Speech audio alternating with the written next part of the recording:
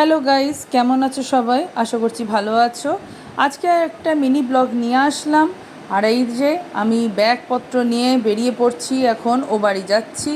বৃষ্টি বৃষ্টি করে যা অবস্থা, কলকাতাকে তো পুরো ভাসিয়ে দিয়েছে বৃষ্টিতে। আজকেও কিন্তু বৃষ্টি থেকে রেহাই নেই। দেখো কি অবস্থা বাইরে, ঝিরিঝিরি বৃষ্টি। সকাল থেকে খুব রোদ ছিল, হঠাৎ করে যেই বেরিয়েছি অমনি বৃষ্টি।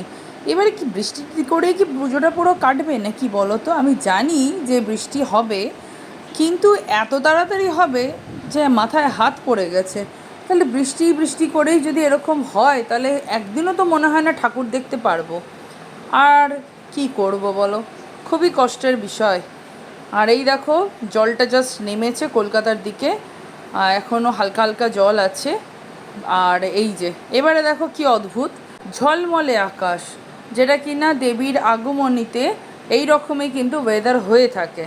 দেখেছো আকাশটা একেবারে ঝকঝকে তকতকে। কে বলবে যে একটু আগেই বৃষ্টি হলো? তো এরকমই চলছে, মানে লুকোচুরি খেলা, এই বৃষ্টি এই রোদ। যাই হোক, এইভাবে মা দুর্গার পুজোটা আমরা সবাই মিলে আনন্দ করি। আর আমিও এবারে বাড়ি পৌঁছে যাচ্ছি।